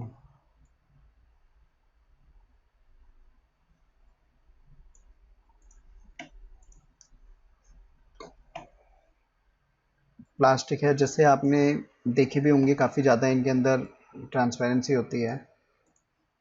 देन फिर इसके बाद मैं इसकी ग्लॉसीनेस, क्योंकि इसमें चमक तो हमें बिल्कुल नहीं चाहिए, तो मैं इसे 0.5 कर दे रहा हूँ। तो ये बिल्कुल इसे ख़त्म कर देगा। जो इसकी हाईली रिफ्लेक्शन है उसको बहुत ज़्यादा स्मूथ कर देगा, तो आपको कोई भी चीज़ एकदम से रिफ्लेक्ट होती हुई उसमें नज़र नहीं आएगी। देन इसके बाद अब जो मेरा मैं पहले इसमें अपना रिफ्लेक्शन ऐड कर लेता हूँ। रिफ्लेक्शन एक बार ऐड करते हैं उससे काफ़ी कुछ जज होगा। हाँ, ये काफ़ी क्लोज हो गया है, काफ़ी सही लग रहा है। अब इसमें हल्का सा आप देखेंगे ना यहाँ पे रिफ्लेक्शन बहुत कम सा दिख रहा है, तो इसको मैं थोड़ा सा बढ़ा लेता हूँ के थ्रू। अब ठीक है। देन इसके बाद जो मेरी ग्लॉसीनेस है वो मैंने 0.5 सेट की है और मेरी जो सब डिवीज़न है ना इनमें, तो मैं क्योंकि ये काफ़ी टाइनी पार्ट शेप है इनकी, तो इस ये ज़्यादा डिटेल में आएंगी नहीं अभी, जितने जो हमारा कैमरा एंगल है उसके हिसाब से, तो मैं इस पर ज़्यादा सब डिवीज़न नहीं दे रहा हूँ। बस क्योंकि मैंने इसमें काफ़ी ज़्यादा ग्लॉसीनेस को डाउन किया है इसलिए मैं इसे 20 दे रहा हूँ। अगर मैं इसे 0.9 या 8 रखता तो मैं शायद डिफ़ॉल्ट 8 पे ही इसको यूज़ कर लेता। और यहाँ पे जो मेरी ग्लॉसीनेस है इसे भी मैं सेट कर लेता हूँ, ये 0.8 कर लेते हैं और सेम यहाँ पर थोड़ा सा इसको बढ़ा देते हैं और इस IOR को भी हमें थोड़ा सा सेट करना होगा। नहीं, इससे तो ये बढ़ रहा है तो मैं इसको कम ही कर लेता हूँ, सॉरी, या मैं इसे डिफ़ॉल्ट कर देता हूँ, इतना ज़्यादा फ़र्क नहीं पड़ेगा क्योंकि ये मेरा जो ऑब्जेक्ट है वो बहुत ज़्यादा मेरे कैमरा एंगल से दूर है और बहुत छोटा भी है, तो इतना फोकस नहीं आएगा इस पर। तो अब इसमें मेरा सेंटर पार्ट रह गया है जो कि मेरी प्लास्टिक है। मैं इसमें मटेरियल असाइन करता हूँ और यहाँ पे इसकी नेमिंग करता हूँ। तो आप देखेंगे कि मैं अपने हर ऑब्जेक्ट की नेमिंग कर रहा हूँ। आई नो कि इससे टाइम लग रहा है और आपके पास हर बार इतना टाइम नहीं होता है, लेकिन देखिए आप ना मतलब मैं आगे आने वाले जो मेरे वीडियोस हैं उसमें भी बताऊंगा कि कैसे आपका एक प्रोजेक्ट सिर्फ एक प्रोजेक्ट नहीं होता है, आपकी पूरी लाइब्रेरी होती है मटेरियल्स की, मॉडल्स की, हर तरीके से। तो आप अगर प्रॉपर नेमिंग करके चलेंगे ना तो वो आप ही को बेनिफिट देगा। तो इसको आप माइंड में रखें अपने और नेमिंग ज़रूर करें। तो मैं इसे क्या नाम दे रहा था, हाँ, शॉवर हेड प्लास्टिक, ये मैंने असाइन किया। तो इसको मैं, सॉरी ये थोड़ा सा फाइल में कुछ इशू हो गया था। हाँ, तो हम बात कर रहे थे यहाँ पे जो मेरा सेंटर पार्ट है ये, इसको मैं ब्लैक प्लास्टिक की तरीके से, मतलब यहाँ पे एक एज अ शेडर यूज़ करूँगा इसमें। तो मैं इस पे, यहाँ पे मैंने नेमिंग कर दी थी, कुछ इशू हो गया शायद, या तो रिकॉर्डिंग में कुछ इशू हो गया था, ये रुक गया है, तो मैं इसे रिपीट कर दे रहा हूँ। यहाँ पर फिर हम डिफ्यूज़ में इसे डार्क, क्योंकि हमें ये डार्क चाहिए, तो मैं इसको बहुत ही कम कर दे रहा हूँ, ऐसे 1 कर दे रहा हूँ। देन इसके बाद जो मेरा रिफ्लेक्शन है उसको मैं थोड़ा सा ओपन करता हूँ, और इसमें जो मेरी ग्लॉसीनेस है, क्योंकि मेरे को हाईली रिफ्लेक्टिव नहीं है तो मैं इसे 0.8 कर रहा हूँ। और जो मेरी मैक्स डेप्थ है, ठीक है, उसको मैं नहीं छेड़ता हूँ अभी इसमें, क्योंकि ये इतनी ज़्यादा मेरे फोकस में नहीं है। और इसके बाद जो मेरा, क्योंकि ये तो मैंने, ठीक है कि इसको मैं हाईली रिफ्लेक्टिव नहीं रख रहा हूँ, पर मेरे को इसकी जो शाइनिंग है वो चाहिए, तो मैं इसमें यहाँ पर इसको ऑन करके और अनेबल करके यहाँ पर इस वैल्यू को बढ़ा दे रहा हूँ। तो आप देखेंगे ये ना ओवरऑल काफ़ी ज़्यादा स्पेकुलेटी गेन कर गया है। अब इसमें आप सबसे पहले एक चीज़ ये देख लेते हैं कि हमें यहाँ पर मेन जो है हमारा ये सारा पार्ट कवर हो रहा है। और अब इसके बाद अभी मैं इसमें इसको सब डिवीज़न को थोड़ा सा बढ़ा देता हूँ, क्योंकि यहाँ पर मैंने ये वैल्यू डाउन करी है, जैसा कि मैंने आपको अभी पीछे भी बताया था, इसको थोड़ा सा हमें रन चाहिए। तो ये मैं 32 कर लेता हूँ। तो आप देखेंगे ये जो मेरा शॉवर हेड था ये भी ऑलमोस्ट कंप्लीट हो गया है। मैं इस ग्रुप को ऑफ करता हूँ, और ये आप देखेंगे कि ये मेरे यहाँ पे मटेरियल्स बन गए हैं। अब इसके बाद मेन एक चीज़ रह गई है मेरी, फ्लोर। मैं फ्लोर को पहले बना लेता हूँ फ्लोर टाइल्स मेन, और इसमें मैं मैप में जाऊंगा, और फाइल ऑटो सेव पे चली गई है, मैं इसे रोक देता हूँ। तो यहाँ से हम बिट मैप पे जाएंगे, और मैं अपने फ्लोर टाइल्स के फोल्डर में आता हूँ। यहाँ पर आप देखेंगे वही हमारे पास सेम, जैसे कि हमने अपने जो वॉल्स के टाइल्स थे वहाँ पे मैप यूज़ किए थे, सेम वैसे ही मैप्स हैं। जब हम जो अच्छी साइट्स हैं, जैसे जहाँ पे हमें हाई रेजुलेटेड जो टेक्सचर्स अवेलेबल हो जाते हैं, वो हमें काफ़ी हेल्पफुल हो जाते हैं, क्योंकि इन्हें हम मैनुअली बनाएंगे या प्लगइन्स के थ्रू भी बनाते हैं तो उतनी डिटेलिंग नहीं इनमें कैप्चर होती है जितनी ये जो आपको इन साइट से मिलते हैं वहाँ पर होते हैं। काफ़ी सारी साइट्स पे ये परचेज भी होते हैं। तो मेरा मानना ये रहेगा कि आप ना, जो आपके वॉल्स होते हैं, जो फ्लोर हो गया, या फिर जो आपके क्लोज कैमरे के फोकस में आने वाले जो आपके ऑब्जेक्ट्स होते हैं, उन पे जो आप शेडर्स यूज़ करें, उसमें जो मैप हैं वो आप हाई रेजोल्यूटेड मैप ही यूज़ करें। तो उससे क्या होता है, उस सीन में ना डेप्थ अच्छी क्रिएट होती है। आप देखेंगे कि ना, मेरा जो एक्सपीरियंस है अगर मैं आपसे शेयर करूं, लाइटिंग से बड़ा रोल ना मटेरियल्स का हो जाता है एक सीन के अंदर। तो आपके अगर मटेरियल्स अच्छे बने हैं ना, तो लाइटिंग थोड़ा 19-20 हो जाएगी तो भी वो काफ़ी ज़्यादा खिलकर आ जाएगा। लेकिन अगर शेडर्स में ही जान नहीं है, तो आप रेंडर सेटिंग कितनी अच्छी कर लीजिए, उसमें कितने ही सब डिवीज़न बढ़ाते चले जाइए या कितने ही फ़िल्टर ऐड करते जाइए, उससे कुछ नहीं होगा। आपके शेडर्स में स्ट्रेंथ होनी चाहिए। तो मेरी एडवाइस आपको यही रहेगी कि आप जो मैप्स होते हैं वो हाई रेजुलेटेड वाले ही यूज़ करें। आप मेनली उन पर्टिकुलर क्या बोलते हैं, ज्योमेट्री पे जो आपके फोकस में है, जो आपके कैमरे के फोकस में शो हो रही है। तो टाइम ना वेस्ट करते हुए मैं इसे कलर को यहाँ पे कलर के टैब पे यूज़ कर लेता हूँ। आप देखेंगे कि यहाँ पर ये फिर से UVW मैप ना होने की वजह से हमें शो नहीं हो रहा है, तो मैं इसमें UVW मैप ऐड कर लेता हूँ। मैं यहाँ पे डाउन जाता हूँ, और ये मेरा हो गया UVW मैप, और इसको मैं कर लेता हूँ टाइलिंग को एडजस्ट अपने हिसाब से थोड़ा सा। ये है मेरा,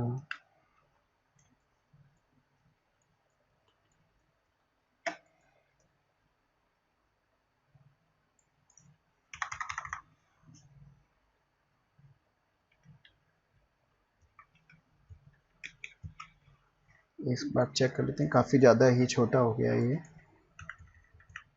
तो मैं इसे कर लेता हूँ 1000।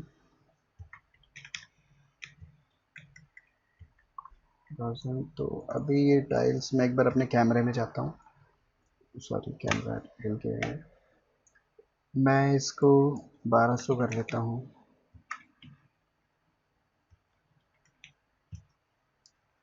अभी ठीक है ये, थोड़ा सा जब हम हमारे अभी जब प्रीव्यू रेंडर देखेंगे उसमें एडजस्ट करेंगे इसको। और यहाँ पर हम, अब मेरा सीलिंग रह गया है, तो सीलिंग को मैं एक बार आइसोलेट कर लेता हूँ। सीलिंग के अंदर मेरे दो टाइप के शेडर्स बनेंगे, दो नहीं तीन टाइप के शेडर्स बनेंगे। एक तो मेरा सीलिंग है, मैं इसे एक बार ओपन कर लेता हूँ। सॉरी, अभी हमारे फ्लोर के अंदर हमारे बाकी के मैप्स रह रहे हैं, सॉरी मैं स्किप कर गया उन्हें। तो मैं रिफ्लेक्शन में जाता हूँ और वहाँ पे मैं रिफ्लेक्शन का मैप सेलेक्ट करता हूँ, जो कि ये है मेरा। और सिंपली मैं अपने ग्लॉस में भी जाता हूँ और ग्लॉस का मैप यूज़ करता हूँ मैं, क्योंकि ये मेरा फ्लोर है, शाइनिंग होगी इसमें, तो मैं इसे 0.85 कर रहा हूँ। मैं अपने मैक्सिमम प्रोजेक्ट्स में जो मेरे मतलब वुडन फ्लोरिंग की बात नहीं कर रहा हूँ मैं, जो जब मैं टाइल्स और ये यूज़ करता हूँ तो मैं इसको 0.85 ही रखता हूँ। तो मेरे को अब आइडिया है, मैं बिना रेंडरिंग करे भी अपनी ये वैल्यू सेट करके जानता हूँ कि मेरे को आउटपुट सही मिलेगा। तो ऐसे ही आप भी अपना काम जैसे जैसे गेन करेंगे, आपको जैसे जैसे एक्सपीरियंस होगा, तो आप भी इन चीज़ों की ऑब्जर्वेशन करेंगे कि आप कुछ वैल्यूज़ बाय डिफ़ॉल्ट सेट कर सकते हैं जो आपके एक्सपीरियंस से आपने सीखी है। देन इसके बाद अब हम बम्प में जाते हैं। बम्प में हम सेम वही प्रोसीजर फॉलो करेंगे कि पहले हम वीरे में जाते हैं और यहाँ पे नॉर्मल मैप को सेलेक्ट करेंगे, बम्प में जाएंगे और यहाँ पर आप बिट मैप, और ये हमारा शेडर यूज़ हुआ है। मैं एक बार इसे असाइन कर लेता हूँ, सॉरी अभी ये हमारे उसमें दिख नहीं रहा है, ये रहा। तो ये मेरा फ्लोर का मटेरियल था। अब मैं इसमें, ठीक है, बस मैं इसके सब डिवीज़न थोड़े से बढ़ा देता हूँ, मैं इसे 32 कर लेता हूँ क्योंकि हमने इसे डाउन किया है इसलिए। अब मैं अपनी सीलिंग को ले आता हूँ, एक मिनट, सीलिंग के उसको क्लोज़ करता हूँ, अब ओपन करता हूँ। तो इसमें पहले मैं एक काम करता हूँ कि मैं आपको पहले जो मेरा जो सीलिंग के जो मेरे फिक्सचर्स हैं उनकी,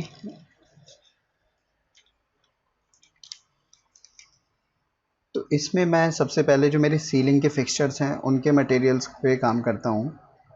तो ये मेरा सेम वही फंडा है कि ये मेरा 1 है, मैं इसमें जाता हूँ, अच्छा ये 2 है, तो ये मैं इसे 1 कर दे रहा हूँ और इन्वर्ट सिलेक्शन करके ये सॉरी ऑटो सेव पे चले गया है और यहाँ पर मैं इसे 2 कर दे रहा हूँ। तो मेरा जो सेंटर पार्ट है वो 1 है और जो मेरा बाकी का है वो 2 है। तो मैं जो मेरा 1 है उसमें मैं अपने जो लाइट मटेरियल है उसे यूज़ करूँगा और बाकी जो है मेरी प्लास्टिक है।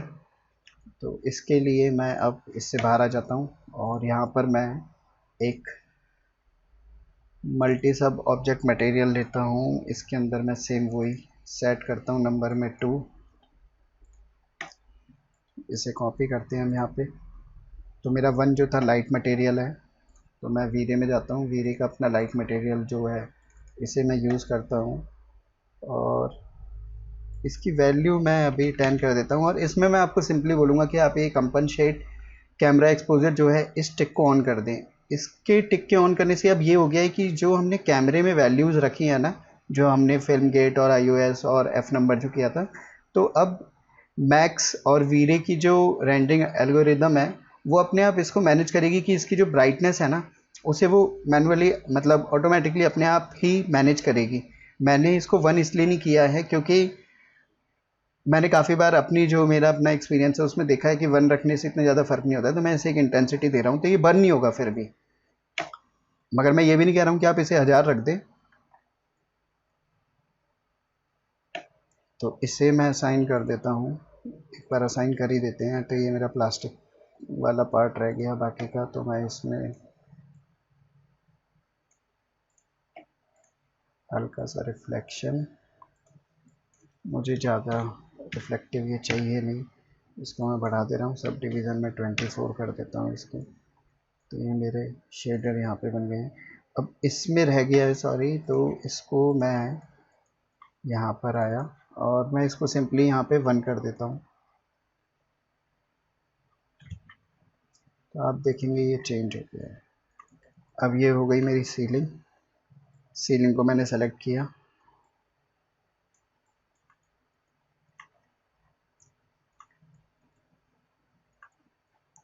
और सीलिंग के लिए मैं अपने यहाँ से मैंने ये मटेरियल इस पे अप्लाई किया और इसमें मैं इसकी रीनेमिंग कर देता हूँ सीलिंग।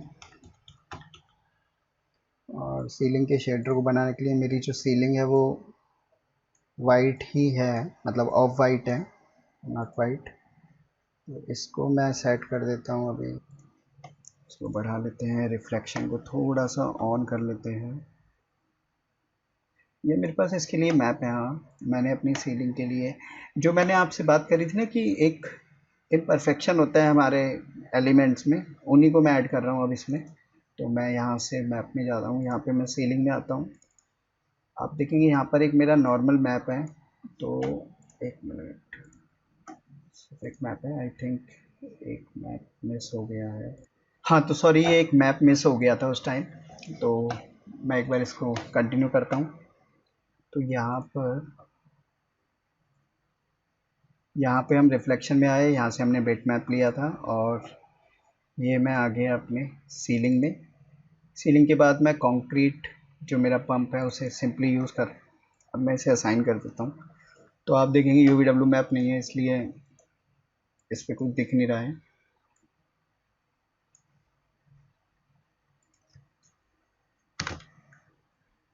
तो ये मेरा यूवीडब्ल्यू मैप मैं इस पर असाइन करता हूँ और इसकी मैं टाइलिंग सेट कर लेता हूँ। क्या है कि ये मेरा डायरेक्ट विजिबल जो है वो नहीं है। डायरेक्ट विजिबिलिटी तो वाइट की है, तो ये उसके अंदर एक इम्परफेक्शन है बस रिफ्लेक्शन के लिए वो भी। तो मैं इसको, इसकी टाइलिंग मेरे को मतलब इतनी ज़्यादा, क्योंकि इम्परफेक्शन है तो आप ऐसा कोई मतलब पर्टिकुलर साइज़ नहीं बोल सकते कि वो रखेंगे तो ये है, बस ये तो एक इम्परफेक्शन है। तो इसको थोड़ा सा एडजस्ट करना है बस हमें। और क्योंकि जो हमारी दीवारें होती हैं वो बहुत ही लो इन रिफ्लेक्शन होती हैं, तो मैं इसकी वैल्यू को 0.4 कर दे रहा हूँ। बहुत ही ज़्यादा, मतलब इसको रफ़ कर दे रहा हूँ। और यहाँ पर मैं इसे 16 कर दे रहा हूँ। 16 का एक्चुअल में 32 करना पड़ेगा क्योंकि ये मेरे को दिखेगा। देन इसके बाद मैं इसमें मैप में जाकर बम्प ऐड कर देता हूँ जो इसमें डिटेलिंग करेगा। सेम हम वही प्रोसीजर फॉलो करेंगे। नॉर्मल मैप वीरे, नॉर्मल में जाकर फिर हम बिट मैप में हम दोबारा से सीलिंग में जाएंगे और यहाँ पे जो मेरा कलर वाला बम्प मैप है उसे यूज़ करते हैं। और ये देखें, ये देख रहे हैं आप, ये जो चीज़ें हैं ना, ये जब हमारे रेंडर में शो होती है ना तो हमें आता है रियलिज्म। इसकी वैल्यू को मैं थोड़ा सा एडजस्ट कर लेता हूँ। एक बार देख लेते हैं, यहाँ पर ये काफ़ी ज़्यादा निकला हुआ है तो इसको मैं थोड़ा सा कम करता हूँ, थोड़ा सा और कम। देखिए थो थोड़ा सा और कम कर देते हैं, अब ठीक है। अब मैं एक बार F3 दबाता हूँ, मैं एक बार सीलिंग के पार्ट को क्लोज करता हूँ। और तो मेरी ये वॉल्स रह गई हैं यहाँ पे, ये मेरी विंडो भी रह गई है, इसे भी एक बार मैं जल्दी से कवर कर देता हूँ। ये मेरी, मैं दोनों विंडोज़ को सेलेक्ट करता हूँ और यहाँ पर मैं इसमें, मेरा विंडो कहाँ पर है, एक मिनट,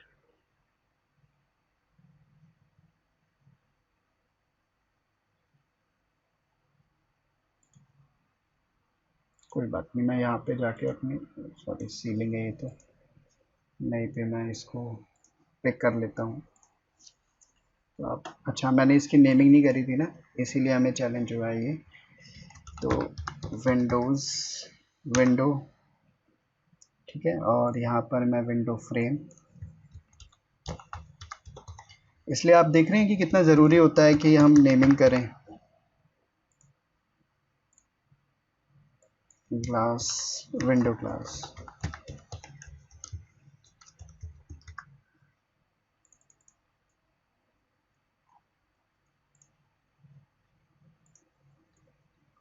बस इसको हम जल्दी से बस सेट कर लेते हैं। ओके, बेसिकली इसमें अभी हम पहले इसको ही असाइन कर देते हैं।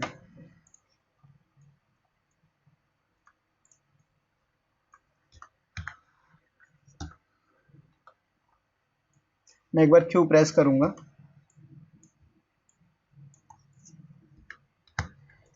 क्यू से मेरे जो मूव टूल या इनमें से कोई भी टूल जो एक्टिवेट होता है वो डीएक्टिवेट हो जाता है, क्योंकि अगर मैं इसमें मेरा डब्ल्यू प्रेस रहता है और मैं ऐसे करता तो आप देखेंगे ना चीज़ ना हिल जाती हैं और पीछे वाला सिलेक्शन भी नहीं हुआ है और काफ़ी बार मैश ना डिस्टर्ब हो जाता है। मैं इसे दोबारा से कर रहा हूँ, क्यू प्रेस करके ये सेलेक्ट ऐसे थोड़ा सा जल्दी से कर देता हूँ, काफ़ी टाइम हो गया है।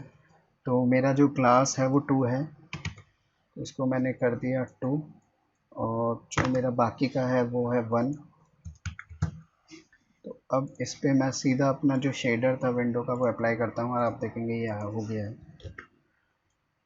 कि ये मेरी विंडो भी कवर हो गई है। दैन इसके बाद अब मेरा ये जो वॉल्स है रूम की ये हैं, तो मैं इधर पे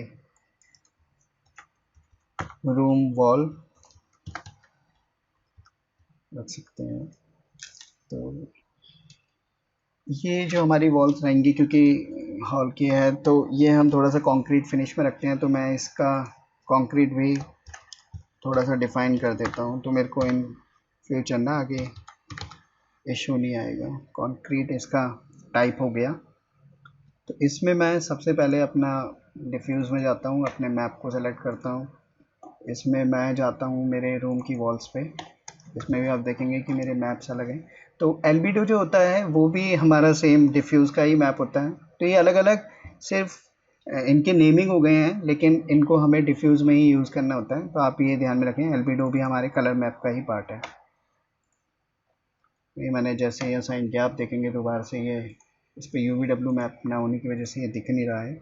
और मैं एक बार इसे देखूँ, हाँ ठीक है, इसका यूवी मैप मेरे को एडजस्ट करने की ज़रूरत नहीं क्योंकि जितना बड़ा एरिया है उसके हिसाब से ये ऑटोमेटिकली सही सेट हो गया है।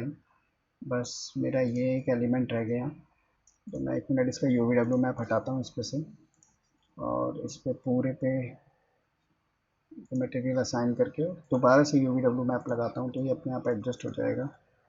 तो आप ये देखेंगे ये एडजस्ट हो गया है। ओके,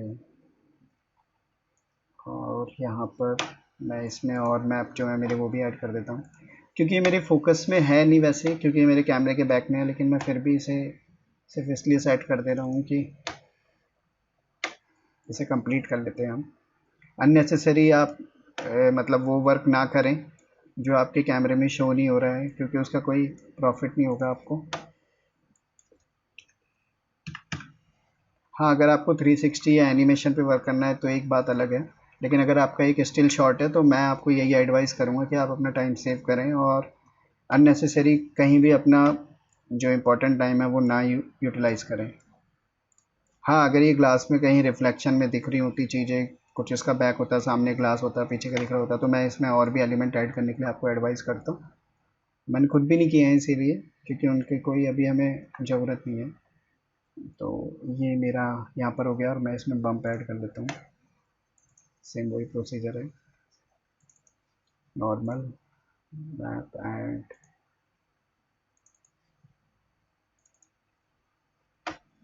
इसकी वैल्यू को थोड़ा सा हम चेक कर लेते हैं। आई थिंक अभी ये ज़्यादा हो रखी है,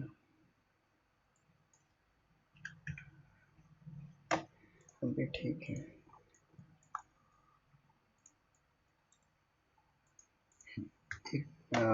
फाइल को सेव कर लेते हैं।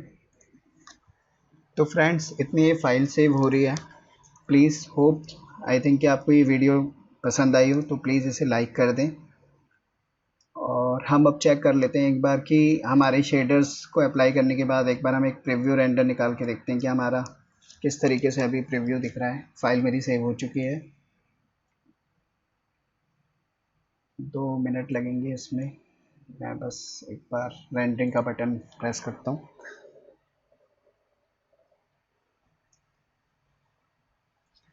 ओके, मेरी सेटिंग में ओवरराइड मटेरियल अभी भी अप्लाई है, इसीलिए मेरी शेडर्स नहीं शो हो रहे हैं। मैं एक बार ये रेंडर को रोक देता हूँ और यहाँ पे हम ग्लोबल स्विच में जाएंगे और ओवरराइड के ऑप्शन को ऑफ कर देंगे, देन अगेन रेंडर।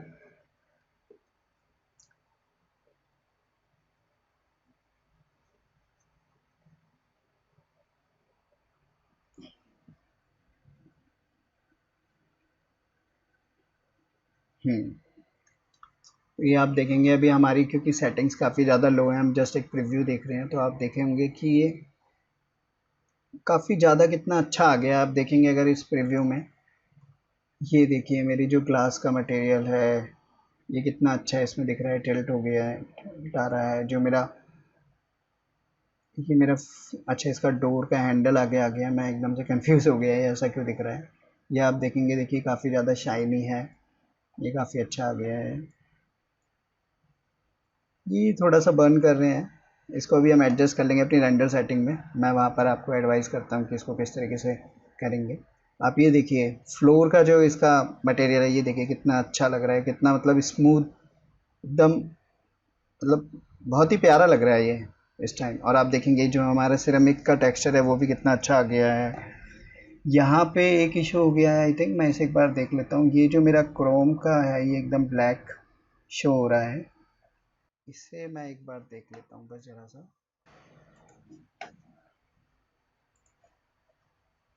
इसे मैं एक बार देख लेता हूँ, ये ब्लैक शो हो रहा है एक बार। ये मेरा आई थिंक मैंने लैम्प मेटल ही यूज़ किया है इसमें। ओके, तो ये मेरा ब्लैक। ओके अच्छा, यहाँ पर हमने इस वैल्यू को जो था 25 करना था। ओके, और सेम इसमें भी मैं दोबारा से थोड़ा सा एक वो बम्प का मैप ऐड कर दूँ, मेरे को लगता है कि उससे काफ़ी अच्छा इसमें फ़र्क पड़ेगा। तो वो था मेरा शॉवर के फ्रेम में। हाँ, ये इम्परफेक्शन की तरीके से आ रहा है, ये थोड़ा सा डिस्टर्ब है, ठीक है, लेकिन एक बार इसे देखते हैं। मैं एक रीजन यहाँ पे क्रिएट कर लेता हूँ इस पर्टिकुलर को देखने के लिए, और मैं यहाँ पे रेंडर का बटन प्रेस करता हूँ।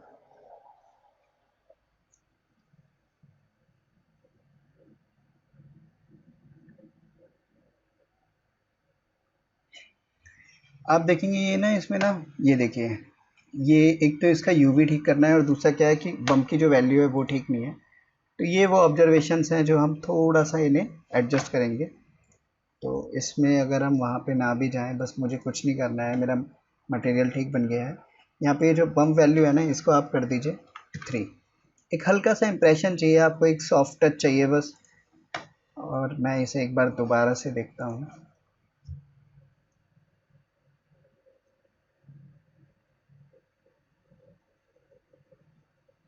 ये देखिए,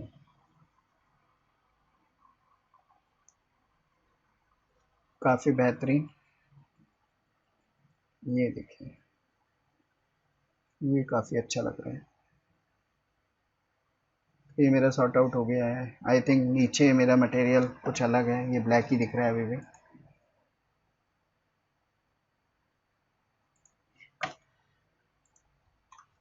या फिर ये ब्लैक इसलिए दिख रहा है क्योंकि इसमें रिफ्लेक्शन के लिए कुछ इससे कैच नहीं हो रहा है। मैं एक बार देखूं। ओके हाँ, सॉरी, अभी तो हम सिर्फ इतनी विंडो को ही कर रहे थे ना अपडेट, तो ये ठीक है। मैं आपको दिखा देता हूँ, एक थोड़ी सी कन्फ्यूजन थी। मैं इसको अब रीजन रेंडर को ऑफ कर देता हूँ और एक बार आपको पूरा रेंडर शो करता हूँ। आप देखेंगे ये ब्लैक था ना अभी, अब ये अब देख सकते हैं चेंज हो रहा है।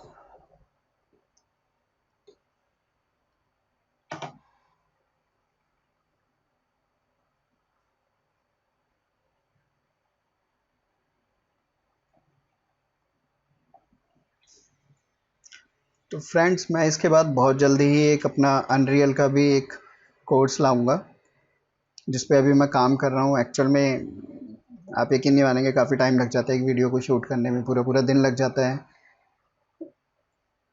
एडिट, री एडिट, ऑडियो को सही से सेट करना, तो बस थोड़ा टाइम की कमी हो रही है। चीज़ें तो मैं आपके साथ बहुत कुछ शेयर करना चाहता हूँ इसमें। आप मेरे को कमेंट्स भी कर सकते हैं मेरे कमेंट बॉक्स में कि आपको किन चीज़ों की पहले मतलब आप सोचते हैं कि पहले आप वो चाहें। जैसे कि मैंने इसमें ब्लेंडर भी है मेरे पास, अनरियल भी है, और मैक्स के अंदर ही इतना कुछ है कि मैं क्या बताऊँ। इसमें कोरोना रेंडर इंजन है, वो भी मेरे को अभी इसके बाद में अपना नेक्स्ट जो लाऊंगा एक किचन रेंडरिंग का ला रहा हूँ जिसमें मैं कोरोना यूज़ करूँगा। तो आप मेरे को एक बार प्लीज़ एडवाइस भी कर दीजिएगा। और आप देख सकते हैं कि देखिए सिंपल सिंपल हमने मटेरियल बनाए हैं, और आप यहाँ देखिए, ये देखिए अभी ये आपको ग्रेन्स लग रहे होंगे, लेकिन जब ये रेंडर फाइनल होगा तो आपको पता चलेगा ये वो डिटेल्स हैं जो हमने ऐड करी हैं बम बम के स्लॉट में। आप ये देखिए कितना बहुत अच्छा लग रहा है ये। अभी आप देखेंगे प्रीव्यू ही है हमारे, अभी फ़िल्टर भी ऑन नहीं है, और काफ़ी अच्छा लग रहा है ये। मैं इस रेंडर को स्टॉप करता हूँ। होप है आपने ज़रूर कुछ ना कुछ इसमें गेन किया होगा, और आप ऐसे ही सीखते रहें, चैनल के साथ बने रहें। तो मिलते हैं हमारे नेक्स्ट पार्ट में, जहाँ पे हम फाइनल रेंडर सेटिंग पे वर्क करेंगे। Thanks for watching.